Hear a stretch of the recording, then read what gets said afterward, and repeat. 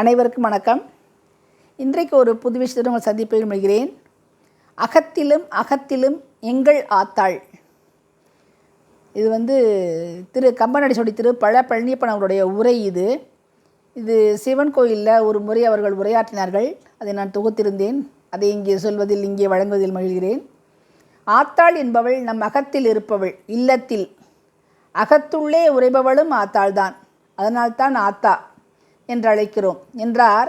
ஆடிப்பூர திருவிழாவில் முத்தமிழ் மன்றத்துக்காக காரைக்குடி நகர சிவன் கோவிலில் உரையாற்றிய திரு கம்பனடிசோடி பழனியப்பன் அவர்கள். நம்ம ஊர்களில் அம்மனையே ஆத்தா என்று தான் அழைப்போம், மாரியாத்தா, காளியாத்தா என்று. அதேபோல் காரைக்குடியை காக்கும் தெய்வங்களை கொப்பாத்தா, முத்தாத்தா என்று அழைக்கிறோம். வீட்டு படைப்பு தெய்வங்களை அக்கினியாத்தா, மாராத்தா, அடக்கியாத்தா, மெய்யாத்தா என்று அழைக்கிறோம் என்றார்கள். இன்னும் இலக்கியத்திலும் ஏனைய இடங்களிலும் ஆத்தா என்று சொல்லப்பட்ட இடங்களை குறிப்பிட்டு சிலாகித்து பேசிய அவர்கள் ஆத்தா என்று தமது பாடல்களிலே சொன்ன இருவரை முக்கியமாக குறிப்பிட்டார்கள்.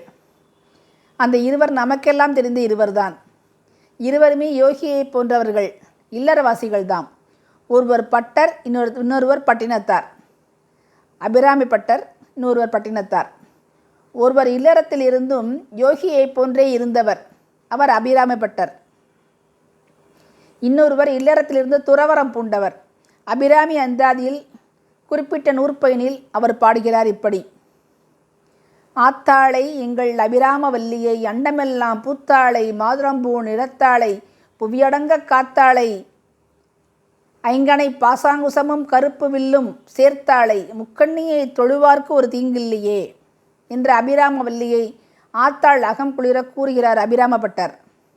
அகத்தில், அதாவது உள்ளத்தில் இருப்பவள் அகத்தாள். அகத்தாள் என்பவள் தான் ஆத்தாள் என்று சொல்லாயிற்று. பிராமணர் வீடுகளில் இல்லத்தை அகம் என்று கூறுவது வழக்கம். அதேபோல் அகத்துக்காரி என்றால் இல்லத்துக்குரியவள் என்ற அர்த்தம். ஆனால் அகத்தில் இருப்பவள் என்ற அர்த்தத்தில் இங்கே ஆத்தாள் என்று அழைக்கப்பட்டிருக்கிறாள் அபிராமி. முக்கண்ணியை தொழுவார்க்கு நன்மை விளையும் என்று கூறாமல் ஒரு தீங்கில்லையே என்று அவர் எழுதியிருப்பதன் காரணத்தை அழகாக விளக்கினார். நன்மை விளையும் என்றாலும் ஒரு தீமை கூட விளையாது என்ற நம்பிக்கை தரும் பிரயோகமாக அதை பயன்படுத்தியதாக சொன்னார். இதில் ஒவ்வொரு வார்த்தைக்கும் அர்த்தம் சொல்லி அவர் கூறியபோது மிக பிரமிப்பாக இருந்தது. இதேபோல் இனிப்பு கரும்பை தேடி அலைந்த பட்டினத்தார் இடுப்பில் அவரது தாயார் கட்டியிருந்த கயிறு அவிழ்கிறது. பட்டினத்தார் தனது தாயார் சிவபதவி அடைந்ததை உணர்கிறார். மகன் மருதவனன் கொடுத்த ஞானத்தால் காதற்ற ஊசியும் வாராதுகான் கடைவெளிக்கே என்று அவன் கொடுத்த ஞானத்தால் துறவியாக ஆனவர். துறவியாக இருந்தாலும் தாயின் இறப்பை உணர்ந்தவுடன் கதறி தொழுதபடி ஓடி வருகிறார். முந்தி தவமிருந்து தொந்தி செறிய 300 நாள் சுமந்து அந்தி பகலாய் ஆதரித்த ஆத்தா உனக்கோ நான் தீயிடுவேன், என் வாய்க்கு அரிசி உணவு ஊட்டிய உன் வாய்க்கோ நான் அரிசியிடுவேன் என்று மனம் வந்தார். முன்னை இட்ட தீ முப்புறத்திலே, பின்னை இட்ட தீ தென்னிலங்கையில், அன்னை இட்ட தீ அடிவயிற்றிலே, யானும் இட்ட தீ மூழ்க மூழ்கவே என்று பாடவே அன்னையை சுற்றி அவர் வைத்த பச்சை வாழை மட்டை பற்றி எறிந்ததாம். தவறான மனைவி இருக்கலாம், தவறான பெண்கள் இருக்கலாம், ஆனால் தவறான தாய் இருக்கவே முடியாது. உலகத்திலேயே உன்னதமான இடம் தாய்ஸ்தானம். அப்படிப்பட்ட தாயையும் முதியோர் இல்லத்தில் கொண்டு போய் விடும் கொடுமை நீங்க வேண்டும் என்று சொன்னார்.